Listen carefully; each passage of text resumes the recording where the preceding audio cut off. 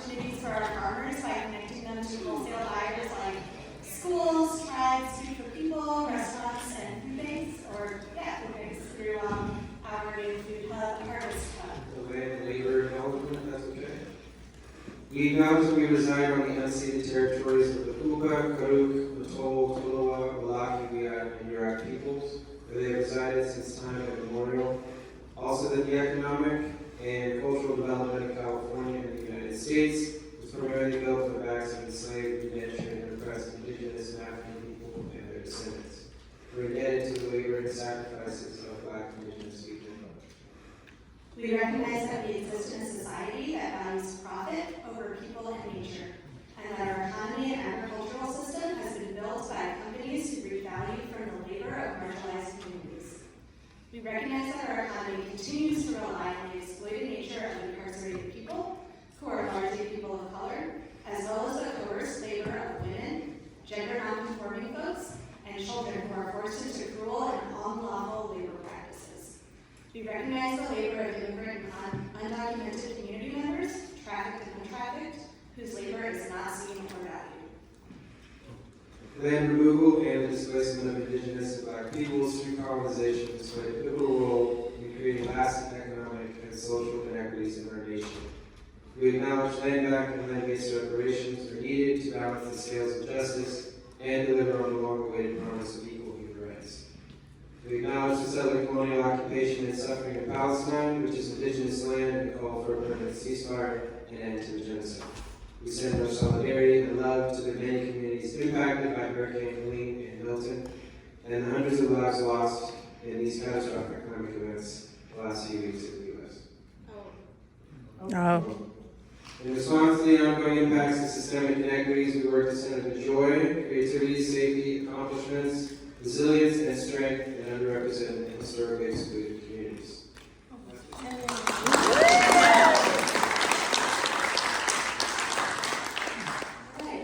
Octavio Acosta is the founder of Circulo de Hombres, a cultural group centered around healing and emotional well-being of BIPOC men, with influences coming from Indigenous Mesoamerican teachings, including agriculture and cultural foodways. He is also a co-founder of the Sanctuary Garden, which has become a safe space for the Latinx and Immigrant communities in Northern Humboldt. He is a trained chef and graduate of the Cordon Bleu North America, and with his partner, Jessica Olivera, he is the co-owner of Ciendita and Arcata, a cultural hub for art, ideas, and exchange. Octavio, what is one of your favorite plants and why?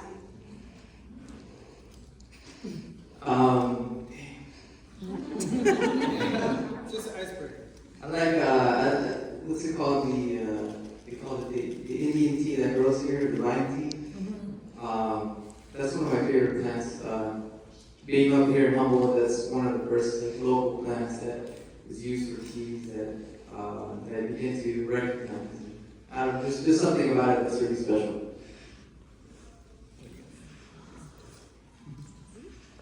Next on our panel, we have Julia Dunn. Julia is the co-director of Birth Equity.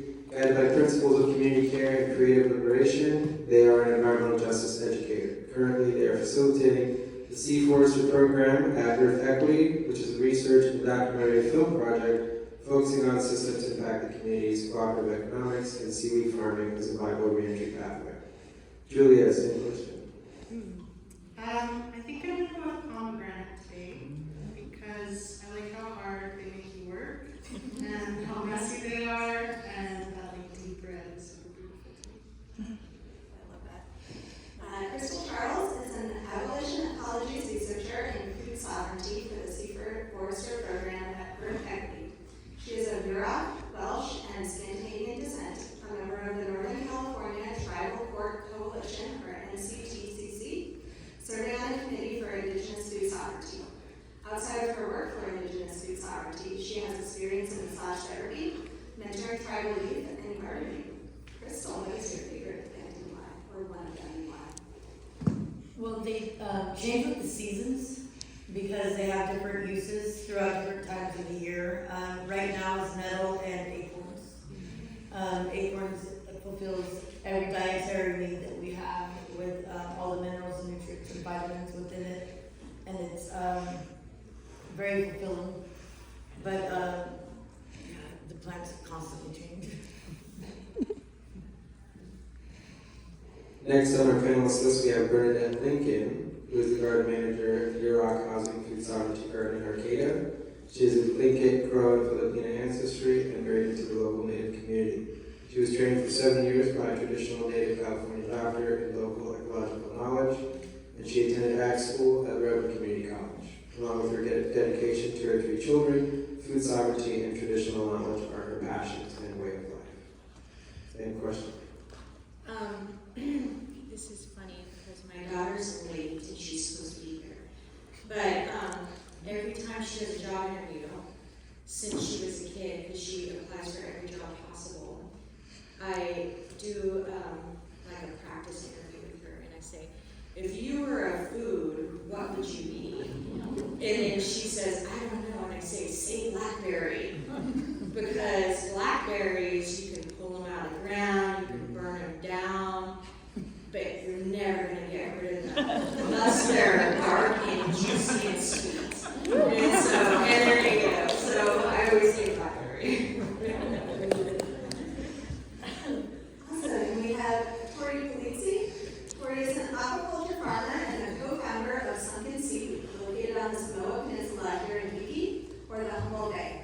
Along with growing seaweed for market, they are partnering with Earth Equity Sea Forester Program and the Toloa Health Gardens Project. Tori's in question. So you'll probably think I'm going to say some kind of seaweed, right? But seaweed's not technically a plant, it's an algae.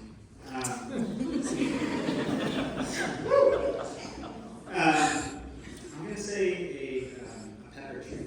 I'm from San Diego, and I grew up planting a lot of pepper trees, and the smell of them brings back a lot of fun memories. Our discussion here is food sovereignty and land justice. I'm going to pose this to everybody.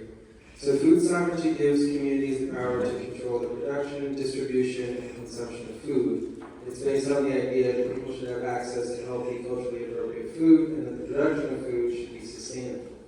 The 2 questions on hand are, how can food justice and or food sovereignty support economic well-being for underserved communities?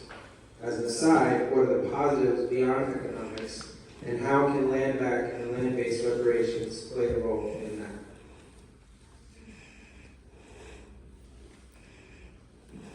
Well, it looks like nobody wants to go, so I guess I'll go, and I'm really nervous. But food justice and or food sovereignty support the economic well-being for underserved communities. In my opinion, if you have food sovereignty, you're not underserved, because that's where the wealth is at, is within the food. So you're not underserved in that, but it kind of does tie in with the land back and land base. You have to have land in order to grow that food, and if you don't have viable land to do that, then you can't do the growing your food. But there's also practices that you can do to make that viable. On one of the projects I did before, there was the land had broken down car parts and it was too hard, so we put down flakes of hay and grew within those flakes of hay, and that's one of the things I did with the youth on one of the youth projects down in Mendocino County. Yeah, I'll build on that because I think that is true, right? Nutrition is wealth and land is wealth. And just to put it in the context of our work with incarcerated folks and against the carceral system, people who are incarcerated are 6 times, I just read, more likely to develop foodborne illnesses than this general population. They're 70% likely to be served rotten or just like completely spoiled food in prison. So how are you going to be able to rehabilitate if you cannot feed yourself? So this is something for us where it's, we have to make this transition happen, and one of the best ways to do that is by leaning on the wisdom and experience of incarcerated people who know what they need, and creating some resources around that. So within our prison system, we're working to create cooperatives that are run by incarcerated people that are food co-ops, so the food stays on site. Most of the jobs in prisons that are available, everything is exported, every resource is taken. And then on the outside, we're doing the same in reentry. So just to Crystal's point, we see that, right? We see that to not be underserved, right? To be served is to be served a plate of full food, and so that's a huge part of our work. Yeah, a big part is, we're traditional cultures, that means we're land-based cultures. And what food sovereignty can provide beyond, food is also culture. It's belonging, working with the community up here. I noticed a lot of the youth from migrant families, they hate the color of their skin. They walk in the shade because they don't want to be brown. They see who has the resources, the white folks. They have the cars, they have the trucks, they have the horses, and their parents, all they do is work. There's kind of this image of poverty. So what food sovereignty and land access can provide is a place to continue to cultivate our diverse cultures, whether it's through food or equestrian arts or cheese making or textiles. Thank you.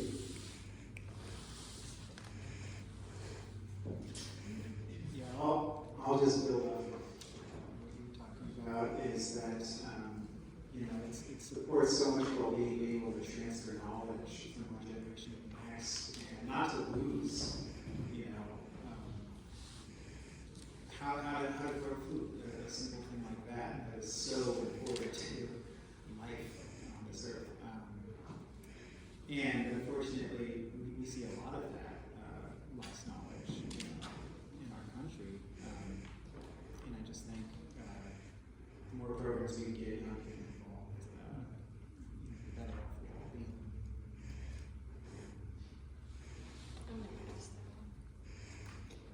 Alright. Next, we're going to talk about climate change, green jobs, and environmental justice. The climate crisis is one of the largest threats to agriculture and food security worldwide. These long-term effects are felt most immediately and deeply by the frontline and BIPOC communities. As these risks grow exponentially, environmental justice-related work is necessary to support the communities most impacted. So how does your work create social, economic, and/or environmental justice? Or what are the potential benefits to our region's underserved communities with grants directed at green workforce development and climate resilience? I've been an activist my whole life. My parents were socialists. I grew up in San Francisco and was basically born with my fist in the air. And part of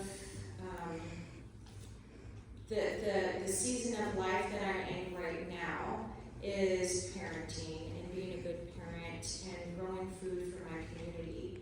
And I got to a point where I was an activist and all of a sudden I'm a parent. And how do you do both and be safe and love your children? And I heard an interview with Leonard Peltier, and actually it was a letter that he had written, and he said, build a community garden. And I had heard this from many of my heroes growing up. When Duke, I believe Bob Marley said it, the Black Panther said it, and okay, that's what I got to do. I built a community garden, that's what I went to school for. And so, that's my answer for that. And then I quickly wanted to answer, because I didn't realize you asked her to the last question. And it says that, what are the positives beyond economic, and how can land-backed, land-based reparations play a role in that? So, if you know, you know, and if you're Native, you might know this. Part of our growing up and being on our spiritual quest is to get your own song. And the Creator or your ancestors give you your song. And it takes a lot of prayer to get your song. And so I went home to Alaska and took care of my great auntie, and I got my song. And I came home and I stopped singing it because I was all glued up with my husband, and I had sing it for 3.5 months. And I forgot my song. And so I prayed for my song to come back, and I prayed for that doctor spirit that gave me the song can you give me my song back? And he couldn't reach me, but he gave me a taste of seaweed in the mouth. So what that means is, I'm away from home. My ancestors can't reach me here unless I'm eating my food. And so that goes for everybody. That's food sovereignty in a nutshell from a spiritual understanding. If you're not feeling connected to your people, eat whatever it is your people eat. And so I wanted to get that out there. That was the most important question to me. So thank you. So I'd like to answer how our work creates social, economic, and environmental justice. So I grow seaweed and I grow kelp. And on an environmental, standpoint, kelp is a huge carbon sink for our globe.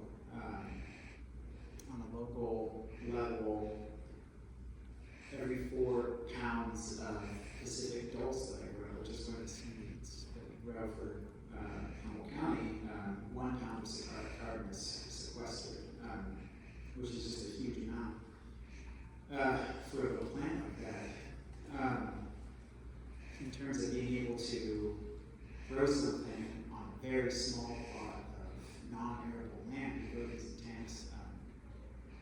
You can grow a massive amount of this seaweed. So we have 1,000 square feet of space that we grow seaweed on. We grow about 18 to 20,000 pounds of seaweed on that 1,000 square feet a year, and that's year-round growth. So that's a little piece of environmental justice. Social and economic justice globally, kelp farming is hugely important for a lot of underserved communities, in particular areas around the globe where women have a really hard time having work. Indonesia, parts of Africa. Kelp farming is a really viable way for them to participate and be involved with their economic system. And that model has been shown around the world. So, get more women in the workforce and we're all going to do a lot better. I just think that's a really big thing. Yeah, thanks, Dory. So many of our colleagues down in San Quentin, these are incarcerated folks, they're excellent researchers, and they're spending so much of their time researching, trying to understand what can I do to support my community, both in here and outside. And recently, there was a community-based research project within San Quentin that was around environmental injustices that are happening, right? So the water there, full of lead, full of arsenic, full of radon, full of DDT, PFAS. It's, what are you going to do in that situation? How do you as a researcher respond to that? And then also prison food programs. Often, maybe a small garden where you're learning really great skills, but then again, that food is either exported or it's just not enough because prisons are at 117% capacity nursing. So you just can't feed all those people off of that land. So their question was, is there a food? Is there something that we could work with, some partner in this, that could help to solve the overfeeding in this space where people are literally dropping because of heat stroke? That could help to detoxify our bodies from heavy metals and microplastics that wouldn't take a lot of space to grow, right? That you don't need arable land or fresh water to grow. And it was the most wild thing in the world to be like, yes, there's a food that answers all of these questions, and that is kelp. And so for us, as we think about food and economic justice, they're always in tandem, and the ability to both have folks have autonomy through cooperative principles, right, as they build cooperatives inside of prisons, and then for us here to provide our communities with job skills readiness, right, with places to reunify with your family and connect to nature as we build a cooperative for reentry and ocean stewardship. We have a really, really strong partner in kelp. So I just wanted to share that there's a huge future for climate justice that's happening already right here in Humboldt, and so I want to invite folks here too to approach us after and be a part of that. We would really love that. An aspect of environmental justice, we have as a people, people, I feel like a lot of times we're very bashful with the Latino community, Southern Indigenous folks. And we have an amazing asset, an amazing resource here in Humboldt County, which is the voice of the tribal folks. It's loud here. And that there's an opportunity, to connect that voice within our people to help awaken, maybe the lessons of our grandparents, of our ancestors, which is already there, but we have, maybe shut off because we're now in a capitalistic society. We gotta make money, we gotta have a job, we have to have a house, have a lawn. I think that there is a big opportunity to connect that tribal voice to help us remember what our grandparents or what our great grandparents have taught us. Sometimes what our parents have taught us as migrants. Second question,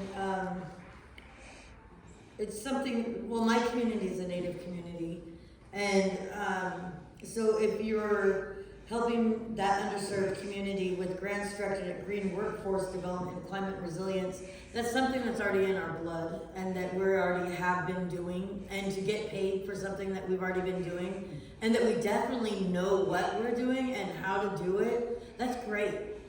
Because that's where we're at anyways, is on the land, and we've been taking care of it since time immemorial.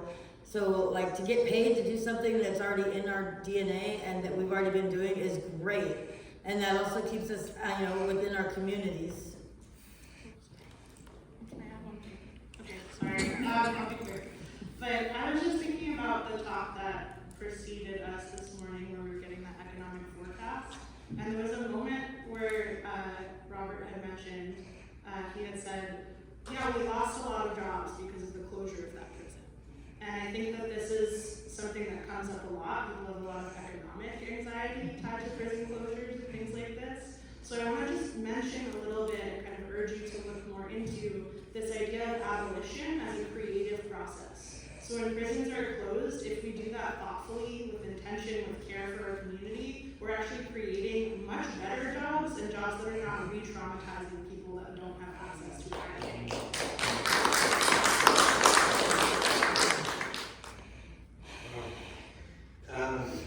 That was heavy. So, our next topic is cooperative economics and community ownership models. So the prompt here is, the commons model is described as the cultural and natural resources accessible to all members of the society, whose resources should be held for community benefit. In relation, the first community land trust in the U.S. was created in 1969 by and for Black farmers.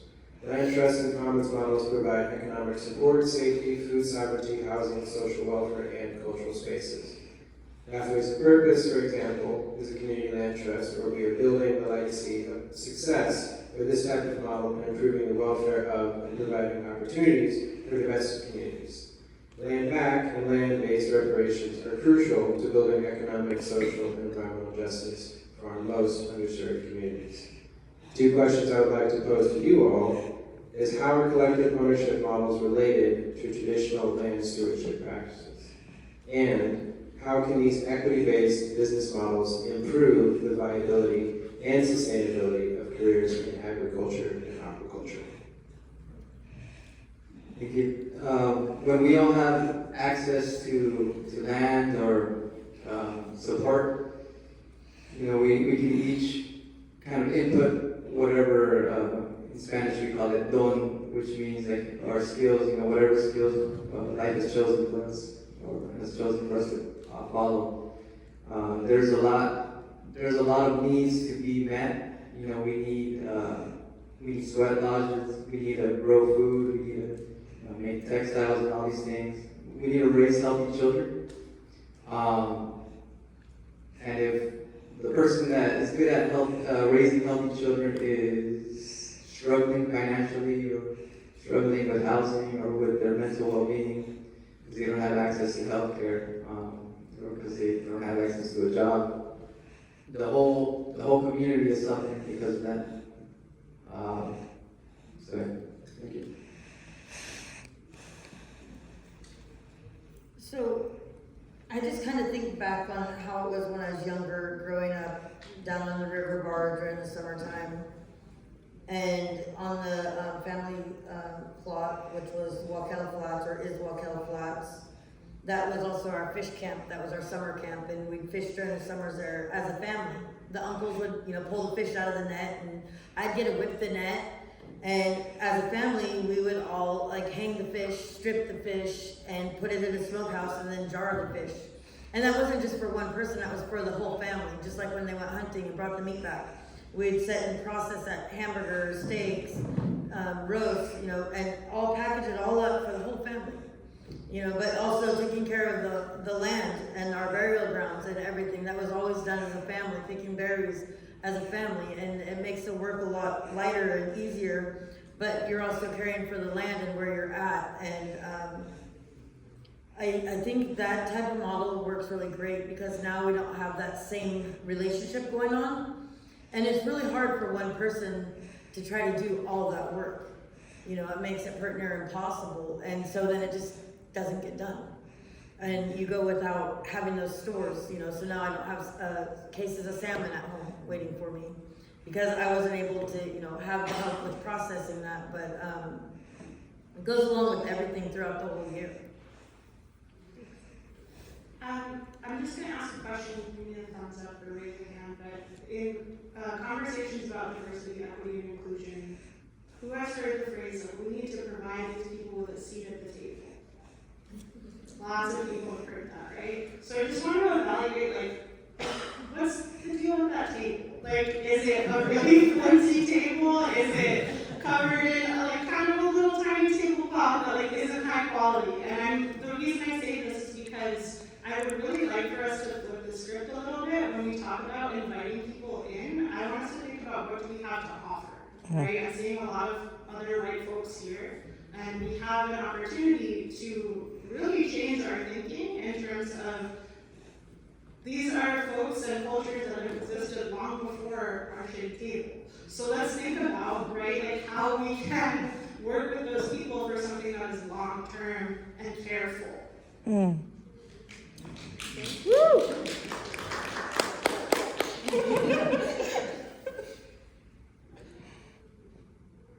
What I can add as a small business owner is,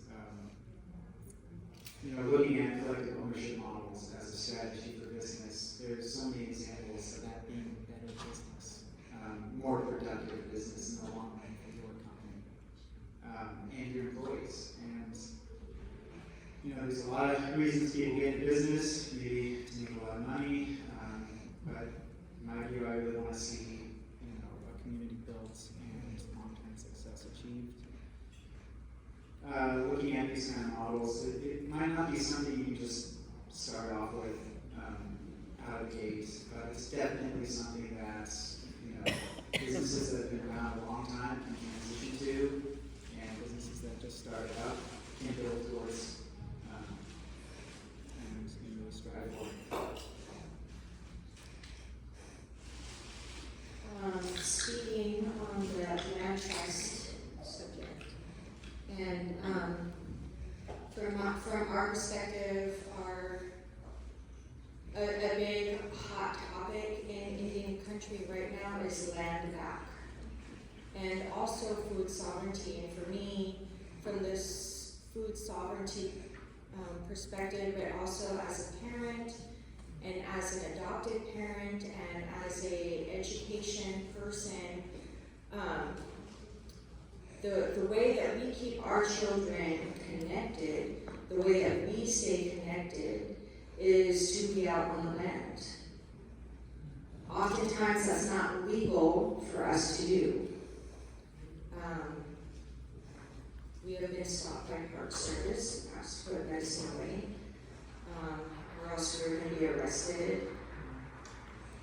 So these are reasons that land stewardship and land pack are necessary for us. Also, it is my belief that traditional foods grown in your garden are not going to be as viable, as connected to your ancestors, as spiritually enriching for your body, if you then grown it or collecting it in the woods, so years back also. So I think I answered all of that. Agricultural pathways. As the number of farms dwindles due to the consolidation of industrial farms, lack of land access, and the mass retirement of farmers, it's important to provide mentorship and knowledge sharing opportunities between older and younger generations. Also, as other cultural and traditional growing practices are also being lost. So what educational, internship, and entrepreneurship opportunities are essential for underserved communities in agriculture? And as we pass the torch to young people interested in this sector, how can we provide meaningful opportunities that broaden their understanding of potential career pathways? Thank you. I started my working career working in the kitchen, and in the kitchen I was just another Mexican in Los Angeles, and I regularly try to, get myself in a position and, overwork myself, and was very codependent. I was trying really hard to elevate myself and be able to get maybe, sous chef or something. But I found myself a lot of times just being, I was just held in that lower position, and I realized that I worked hard and, I was doing the work and they could pay me less. And then when I went to the university, I saw how different programs had pathways which were accessible to me, pathways to success.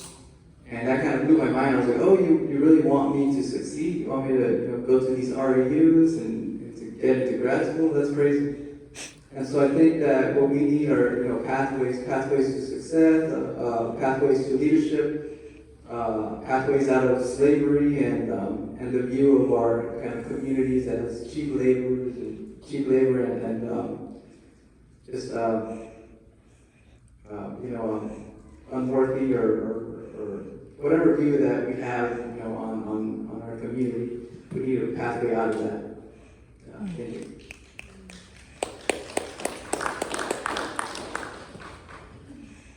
Kind of like what Octavio was saying, it just made me start thinking that, who would have thought that I would be sitting up here being a voice for people to hear? I thought that I don't have anything to offer, but it turns out I do. And it's helpful to have people that are supportive along the way and showing me, I do matter. And then, being able to, I'm a recovering addict. I was an addict my whole adult life. And thank you for showing up for you. And so for 27 years, I was addicted, and I wasn't a parent, and I wasn't a community member. But today I get to sit at those tables with the district attorney. I get to sit at those tables with the court system. I get to sit at those tables with food justice. And that's because, I do have people that believe in me, enough for me to believe in myself. And now that I know that this is where I belong, with food justice and food sovereignty, I just, it is important to lead the way and to not hold those people back and just give them opportunities. And, just open the door for anybody to sit at the table. Because we are in this together, it's not just you and me, it's us. Regardless if we're the same color or not, that's what the medicine wheel represents, is all the colors. The red, white, black, and yellow. That's all nations. It's not just natives. It's not just for natives. It's for all of us, because we're here on this planet together. And so food sovereignty is for all of us. It's not just for, one person or the other. I'm just grateful that my people are still here. We haven't lost our roots. And so that makes the medicine here even more powerful for myself. And I'm grateful for that.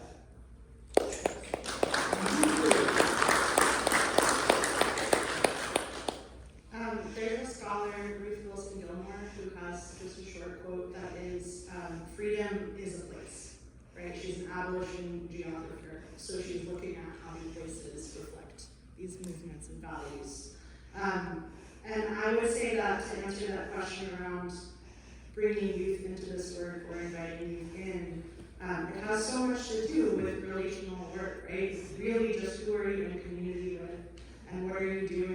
trust? What are you doing to build networks of support? And I think that a lot of times, maybe the pace at which we're living, maybe some of the messaging that we've been receiving throughout our lives has kind of told us, like, I don't have time for that. I need to like put my dreaming down for a second so that I can pay my rent. And I think the beauty about a solidarity economy is that it's an economy that's built on relationships. And so you always have time for that, and it's in fact the thing that is driving you and allowing you to succeed in an economic setting. So maybe in some of our conversations following this, we can talk about what does it look like to reorient some of the relationships in this room and really build support for each other.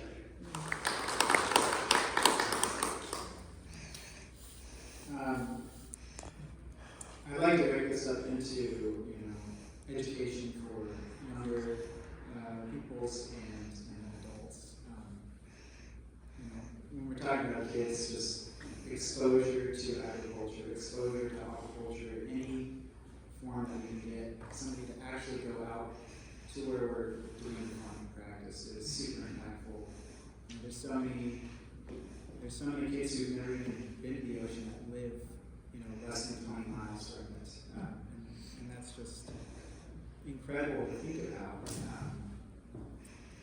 And they'll just, in terms of aquaculture, they'll never take it out if they're not shown what that is at some point in their life.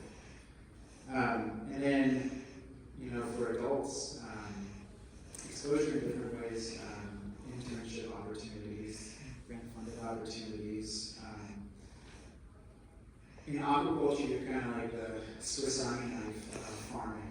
You are an electrician, you are a plumber, you're somehow a pump expert at some point. And then there's all this biology, whether it be seaweed or fish or oysters. There's a lot to learn. What I can say for some seaweed is we're really trying to support programs locally with Earth Equity. We have an intern right now coming in a few days a week, learning all this stuff. I think it might be a lot for him right now, but he's doing really good.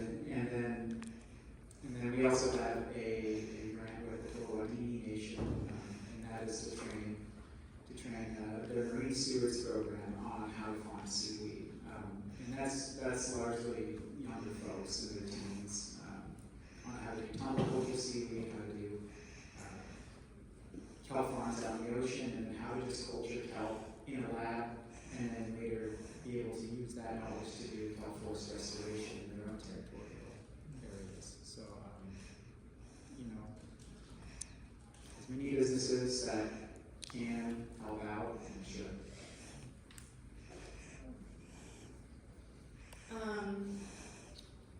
So my daughter's homeschooled, and she's gone to aquaculture school for 2 years through Eureka City Schools. So that was a great opportunity. And then, I'm a gardener and I have a community garden for the Yurok tribe, and so she gets exposure there also. And my understanding or my experience being her mom, and that's what her interests are, is that there's a lot of opportunity in Indian country of this area if you're interested in agriculture, whether it be at the clinic, at the hospital, at the tribal office, and also at CR has a great program for agriculture with a lot of not degrees, but certificates of achievement. So, and agriculture.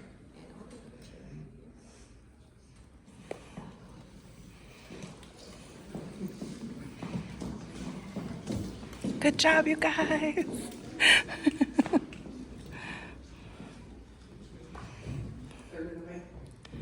Y'all, thank you. I just want to say first, can we please have another round of applause for this incredible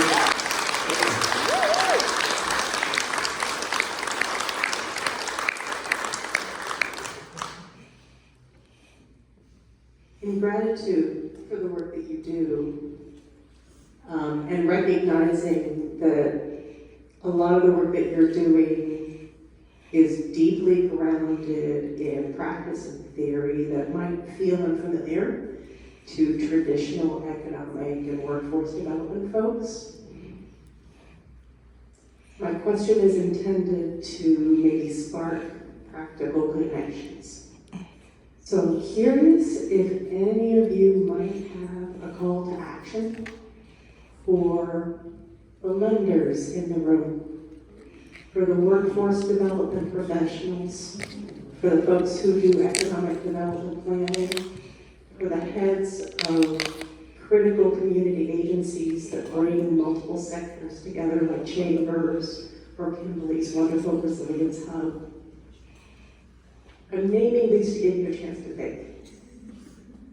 You have a chance to say, I think it would be really powerful, X agency, if you did. What might that be? I think the easiest one is to send some money over. You know, we all have projects.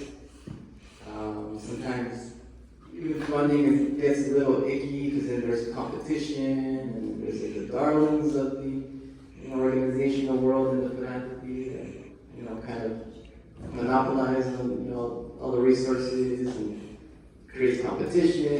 It's I feel like if you hear of a project that really speaks to you, send them some money and ask them how much they need for to develop something new, and reach out to find out what else is going on, not just with the kind of common businesses or common organizations. A lot of us are barely starting or kind of below the radar. So yeah.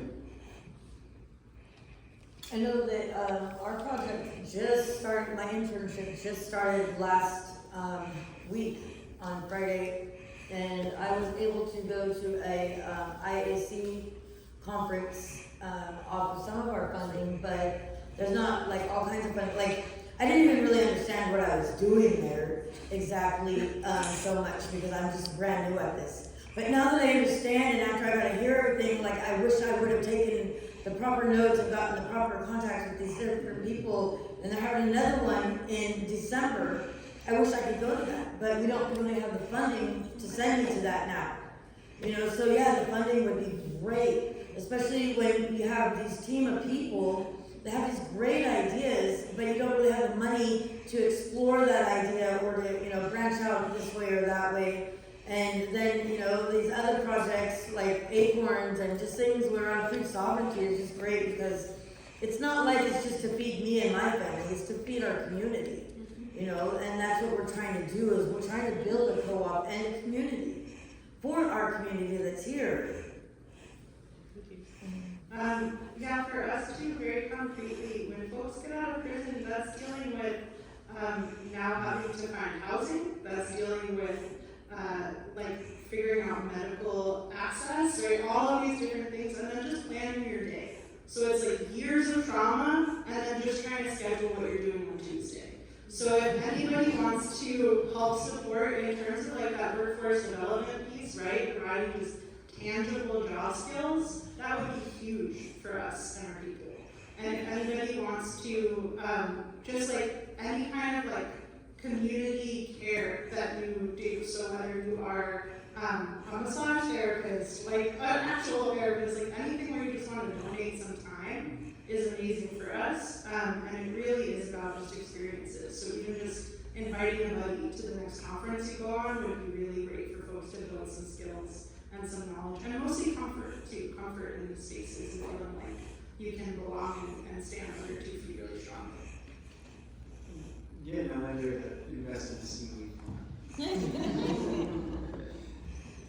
There's no market yet. It's just started up. We're growing it. It sounds like a crazy thing, and to some degree we had to go to some lengths to get our started funding, and we actually did that through a blue economy program with the Port of San Diego. And they took a huge risk on us to give us, some capital to get equipment and get off the ground. I'd say, setting up a similar type of program where you can take on some high risk, high level of it not working out. A POK with investing in that is essential for this line of work. What I can say is here in Humboldt County, we're the epicenter of aquaculture in the state of California. 80% of our oysters are produced out of this bay. We're having recirculating finfish farm that's going to be installed. That's going to open up more opportunities for more small businesses because the water is going to provide. This is one of the only places in the state that CB aquaculture is actually happening. So the future is bright for aquaculture in Humboldt. And then to the economic development piece, we wouldn't have been, I wouldn't be here without writing a lot of grants, doing a lot of scientific funding, and opening up opportunities to teach people how to write grants. Maybe some workshop classes would be hugely impactful for a lot of young folks who think that this is a new career that they want to invest their time in. I think